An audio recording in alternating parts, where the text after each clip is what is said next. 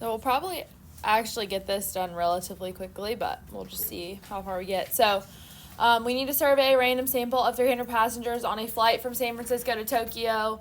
Name each sampling method described below. So basically, we're going to be looking at cluster, SRS, stratified, multi-stage, systematic. I think those are the different options that we have as far as this goes. So if I pick every 10th passenger as people board the plane, any idea what that one would be?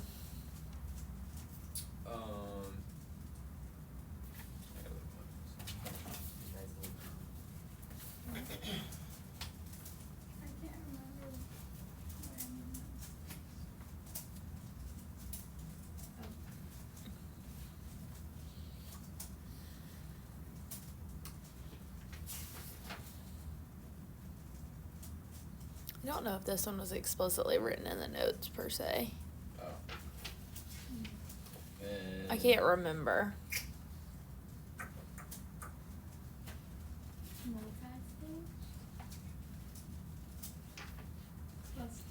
Let me list off options again.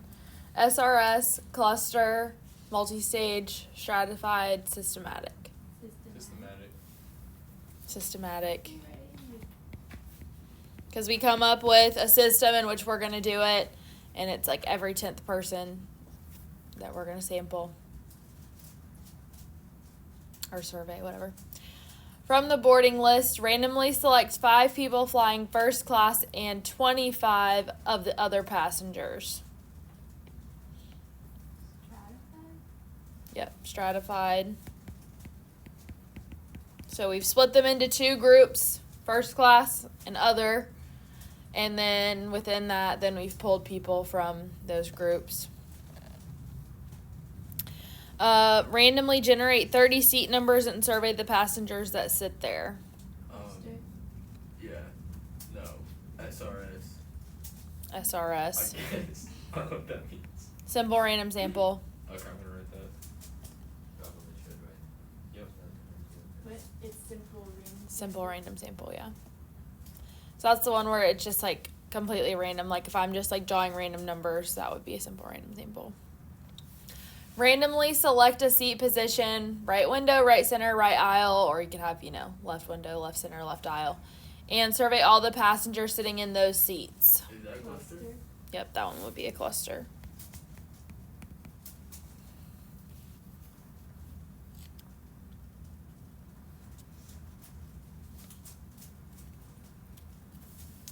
What is Linkos? Oh, it's just like a survey website. It's also funny. So one of the most common ones you'll hear or like see in the book is a Gallup survey or Gallup poll or whatever. It's like the company that runs like most of them. So Kitty comes home sometimes and's like, we had a Gallup survey at the shipyard today. And like, I just think it's so funny. Like they get like this questionnaire and they like have questions to like answer about it and stuff. But it just cracks me up because I'm like, oh, like you're the one doing the data and then we're analyzing it in class. Like, Yeah. Obviously not literally, but it's just kind of funny how it ends up. That's just a common one. And so when I hear them talk about it, I'm like, oh, I know what that is. I know what that is. All right. So a question posted on the Linkos website on June 18th of 2000 asked visitors to the site to say whether that they thought marijuana should be legally available for medicinal purposes. So what is the population? The visitors on the website. So sort of, but the population as a whole would be like adults in the US Okay. because this website is something that would have been accessed in America. So adults in the US.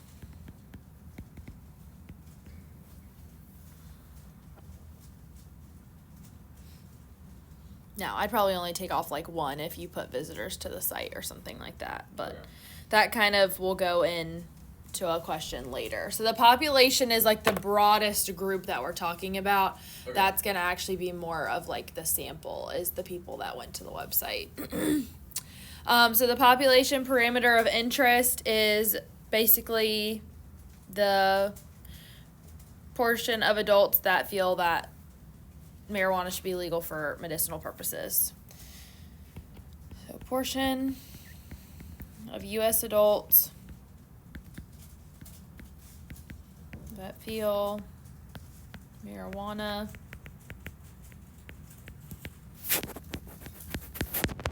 should be legalized for medicinal purposes.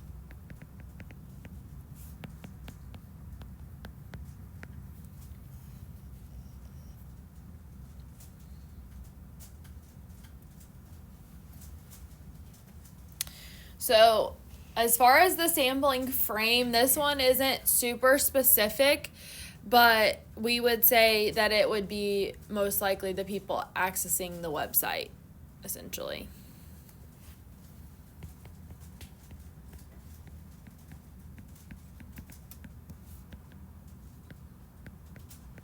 So it doesn't like explicitly say, but we can infer that from what's given.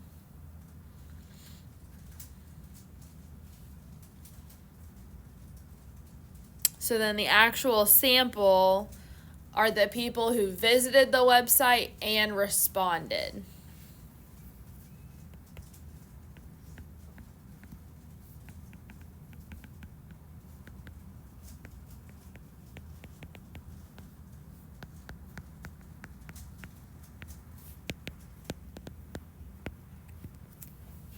And they responded to the survey. Regardless of which way they responded, they responded.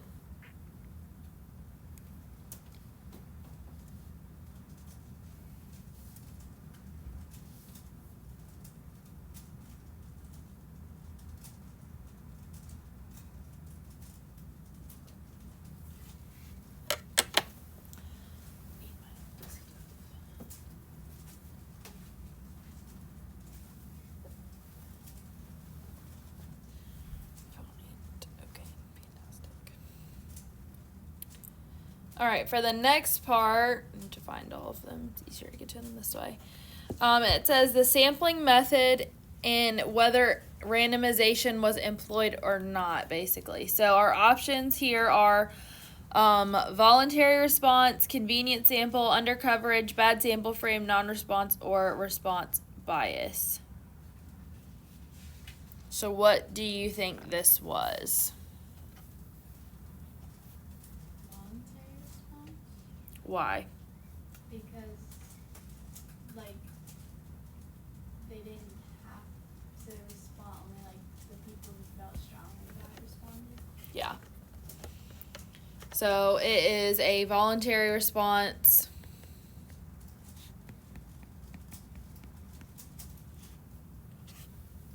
And while the people visiting the website itself might be random, there's no specific randomization to this sampling method that they were using.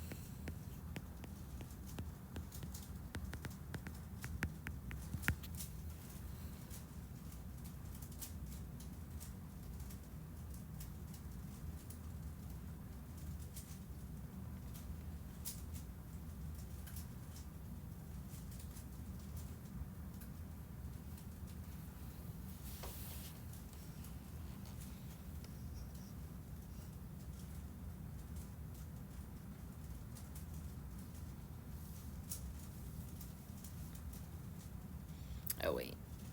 Voluntary response actually supposed to go down here.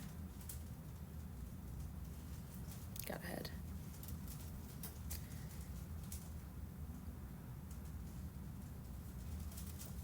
So which type of sampling like this that we listed up here would this include?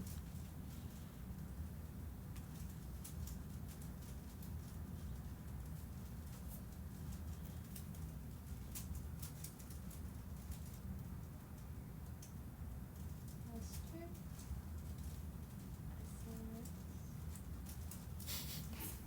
Stratified. So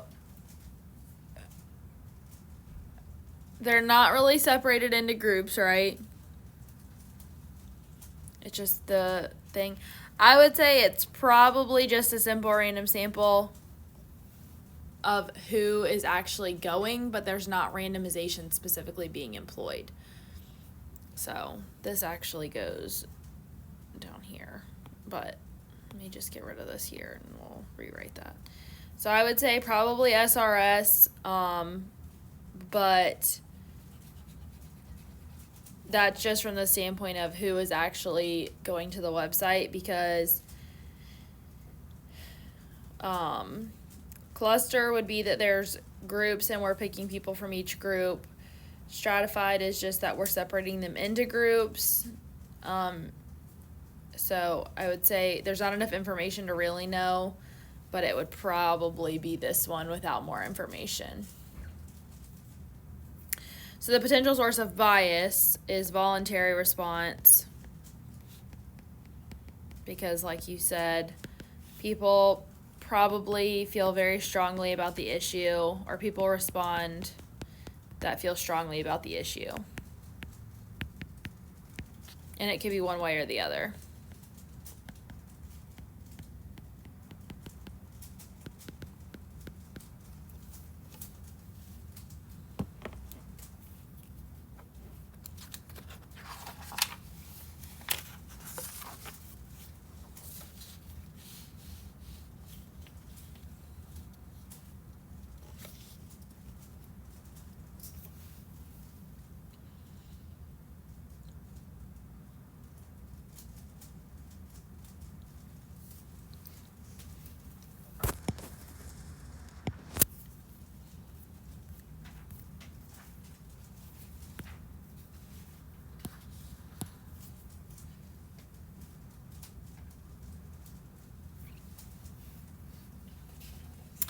All right, another one. Hoping to learn what issues may resonate with voters in the coming election, the campaign manager for the mayoral candidate selects one block from each of the city's election districts. Staff members go there and interview all the residents they can find.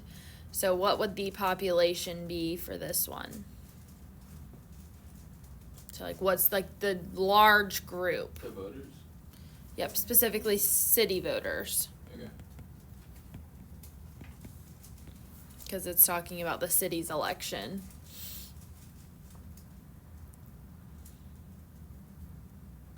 So the population parameter of interest, in this one it doesn't explicitly say again like what they're looking for, but what do you think they're looking for if they're going to interview the different residents essentially around the time of an election? Who they're voting for. Yeah, basically trying to see who they're going to vote for or on a particular issue. So not clear, but probably interested in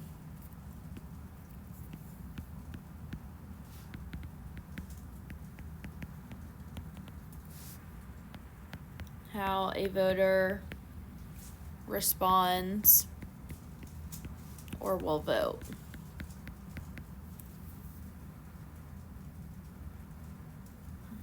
So responding, like if they said, you know, this candidate feels this way about school or whatever, like, and they want to get an answer. So that's why it's like hard to know for sure, but it also could just be they want to know how they're going to vote, if they're going to vote for that candidate or not. So sampling frame. So who is, like, we've already said the population is city voter, but specifically who are we looking to sample?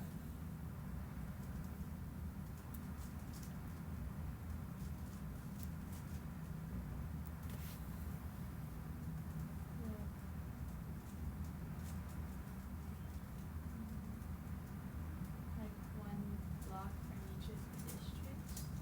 So my question was worded a little poorly. That would be D. Okay. The specific residents from the blocks in each district, so we can go ahead and put that.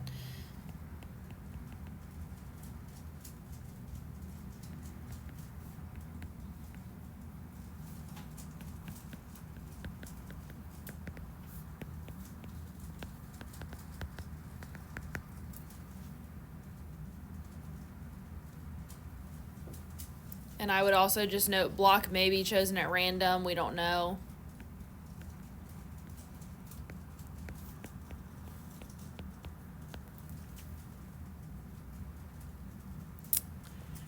All right, so the sampling frame is kind of like what combines the population with the sample itself, so it would just be the city residents. So, like, all city residents, essentially.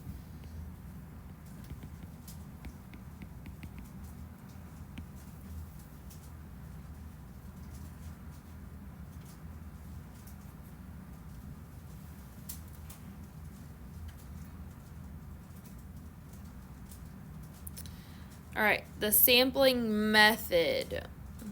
What did they do?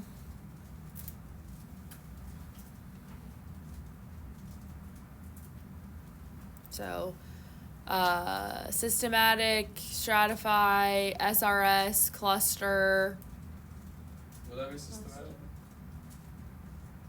or multi-stage. Okay. I was trying to figure out what the fifth one was. I was like, I'm missing one. It's like I can always list off like 4 of them. So what specifically did they do? Like put them into groups or like focused on one thing from each. So cluster? Well, it's part of it. The multi. So multi-stage, but then we need to talk about what things are occurring. So multi-stage is just like the overarching for the other things that occur underneath of it. So cluster is one, but what else did they do?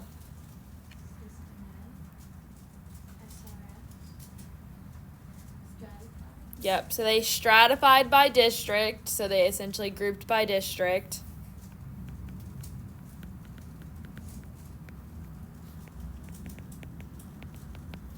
Then they clustered by block.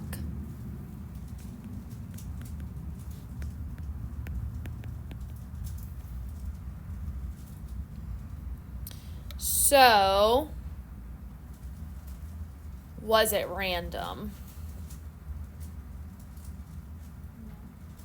So, probably not. It's not super clear.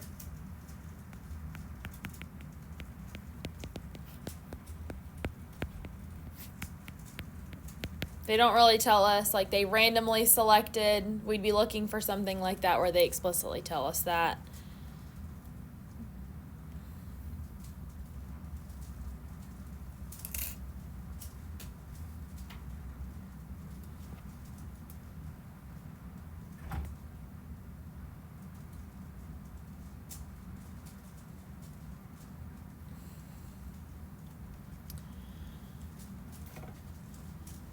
All right, what is a potential source of bias? The blocks, maybe? So maybe different blocks have like, I don't know. So that's part of it, but what specific name would we put to that out of our different types of bias that we had listed?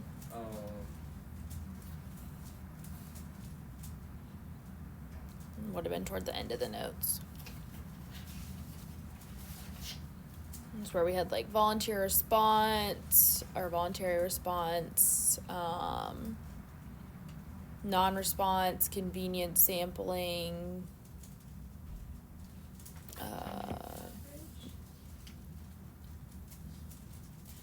so why? Because like they're only like different blocks or the different districts may have less people and like they're only focusing on one block from each one. So yeah, so that's part of it. Potentially under coverage is they're only sampling a little area. What else would be one possibly?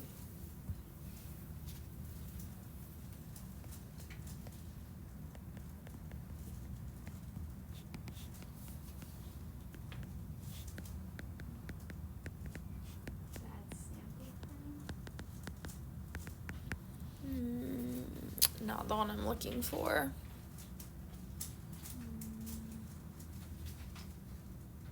Well, it wouldn't be voluntary response, right? Because like, they'd kind of be answering no matter, I don't know.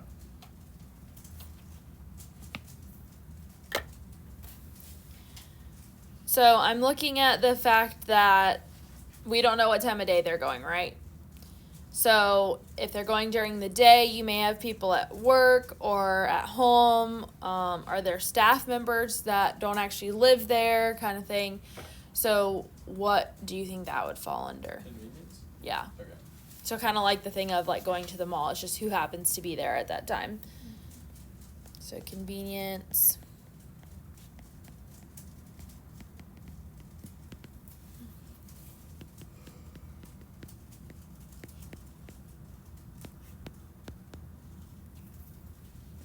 So we don't know where people are basically.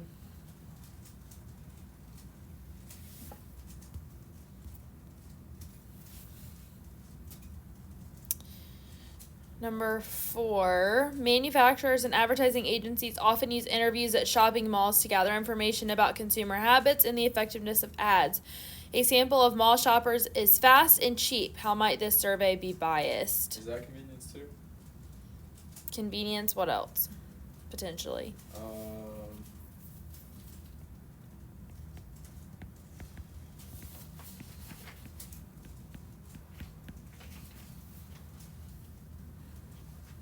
Would that be, wait.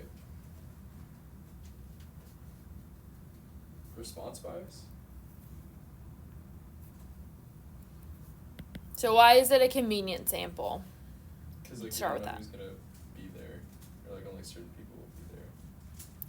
Yeah, so they're only polling the people that are there, right?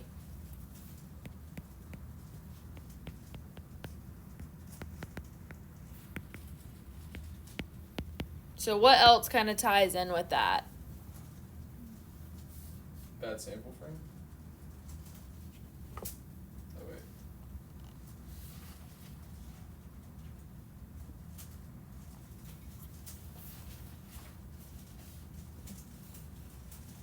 Under coverage? Yeah, under coverage would be the other one. Why? Because,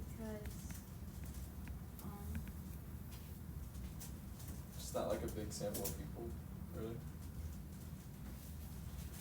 Yeah, not everyone shops there, so their opinions wouldn't be heard. So those two kind of go together a lot of times, convenience and under coverage, you'll notice.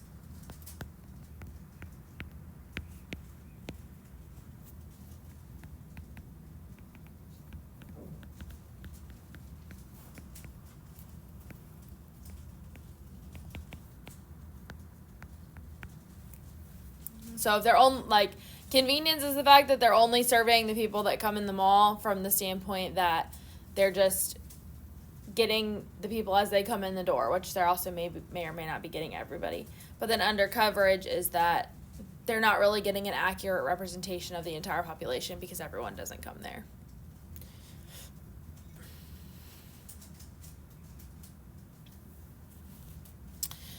All right, number 5. Ann Landers once asked her readers of her advice column, if you had to do it over again, would you have children? She received nearly 10,000 responses, almost 70% saying no. Comment on this type of sampling. So what do we think, like, basically what kind of bias is occurring here?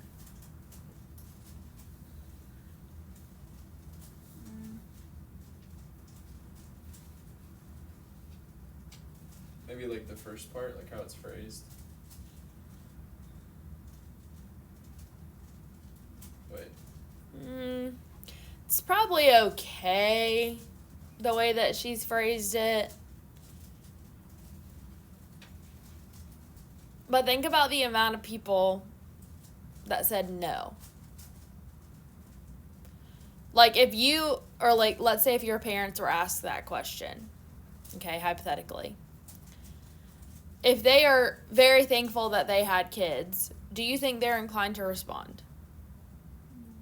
Okay, but if you're like a tiny terror, or, you know, maybe it was the worst day ever the day that they did this, do you think they'd be more inclined to respond? So voluntary. Yeah. So voluntary response.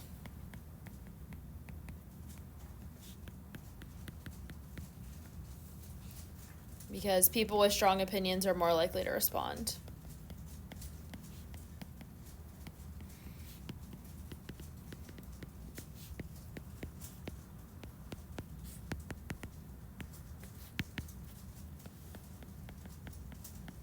because, like, I'll just give an example. Yesterday, well, my sister-in-law has a relatively new car, new to them. It's not, like, necessarily a new car, but anyways, and it was very nice.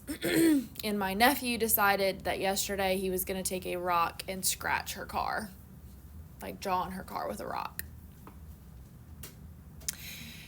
So her text to us was that he almost met Jesus yesterday Man. That is because she was mad, And obviously. how much? Like, was it? Did you see a picture of it? Yeah, I mean, it's not like a ton, but it's like enough. That it's like, Like, it wasn't just like one little line. man. It looks like the letter A and then something else. But all that to say, if you asked her that question yesterday, now, she loves her kids, so this isn't necessarily a great example, but she might be more inclined to respond on a day like that Right. than she would be on a normal day, kind of thing, right? And I feel like most parents are that way. So they probably caught parents on a bad day answering this question. And obviously, if people are like, no, I wouldn't have kids again, they're a lot more likely to respond than the parents that love their kids and are so thankful that they had kids and that they would 100% have that amount of kids again. They're probably not going to respond unless they're just super passionate about their children, yeah. right? Which, I mean, you can be and you can still not respond. But people that are very strongly opinionated are more inclined to respond.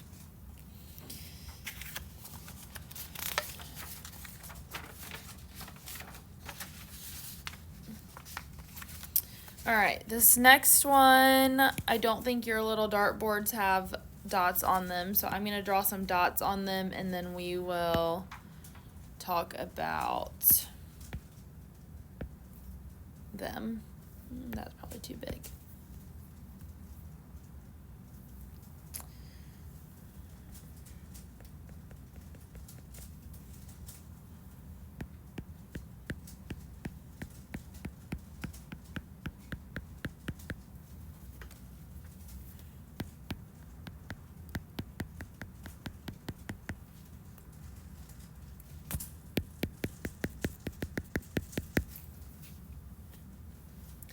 So underneath of this, I'm basically just going to be talking about bias and variability and like what is occurring in each situation. And this is just supposed to give you more of a visual of, obviously, the goal is always to hit the bullseye, right? And so we're going to be talking about basically in each situation what's happening and what we would like classify that as. So this first one is going to be, obviously, the farther away it is, the more like kind of like the more bias it's going to have.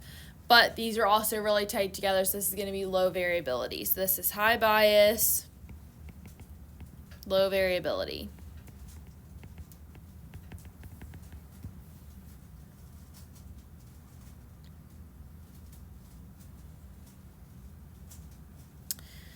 This one, spread out to where if I averaged all these points together, probably going to kind of average toward the middle. So we're going to say low bias, but very spread out, so high variability.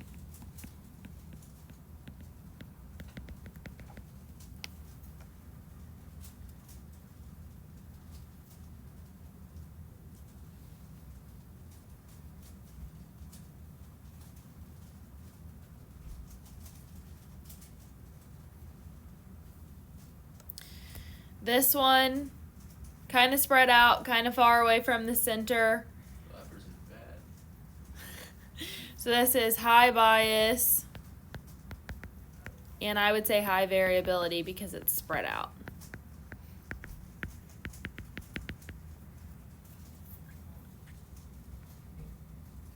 And this last one, where everything's in the bullseye, is our ideal situation to deal with, which would be low bias and low variability.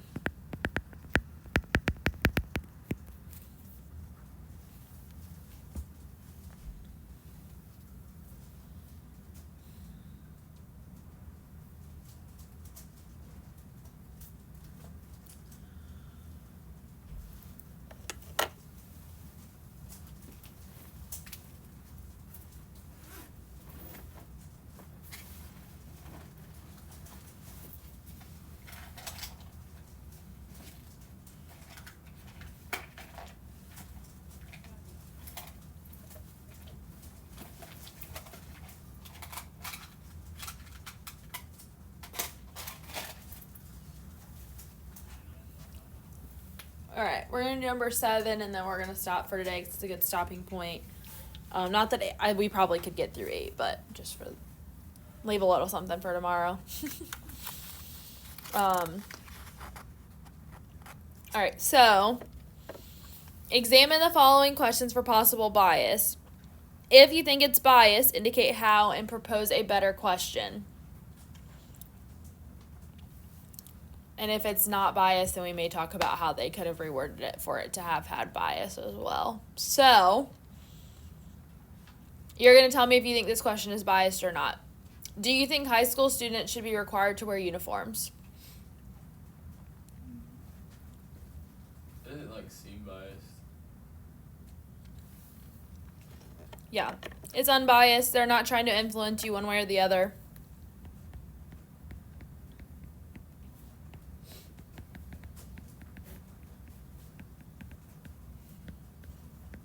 So what would you what would be another way they could have said it that would have had bias in it?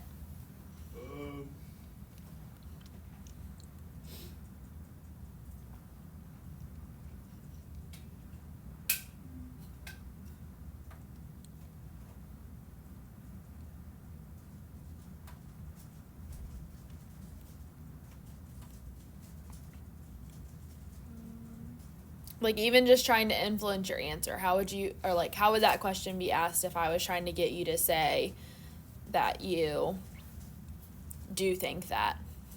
Don't you think it's ridiculous they have to wear uniforms?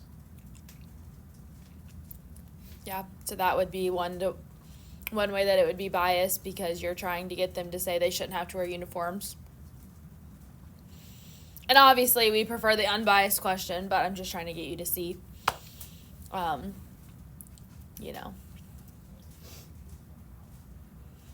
mean, another thing they could say is they could say something like, there are more students in the high school at the schools that require uniforms than the schools that don't, so don't you think all schools should require uniforms? Even something like that where they're trying to give you information to persuade you to say a certain answer. All right, so then part B, our last one for today. Given humanity's great tradition of exploration, do you favor continued funding for space flights? Yeah, it's biased. Why? Because they're trying to say that essentially the funding is necessary to keep the tradition. Yeah. So it's biased towards a yes answer. So all you have to do to change it to unbiased is just read that first little section right there? Exactly. Okay. All I should have is what's after the comma. Do you favor continued funding for space flights?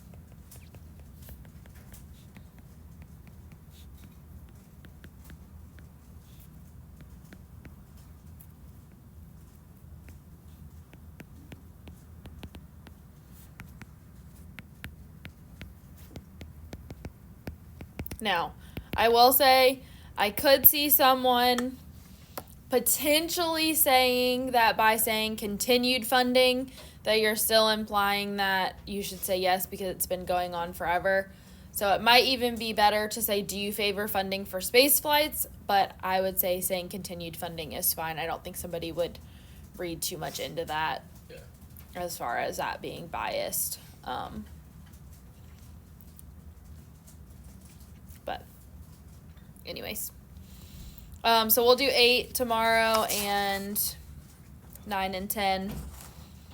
And walk through those, and anytime that's left, then you can work on the problems for homework, and then Friday we'll probably just do as a homework day, because that way I don't want to start notes on a Friday and then not do anything with it till Monday, so.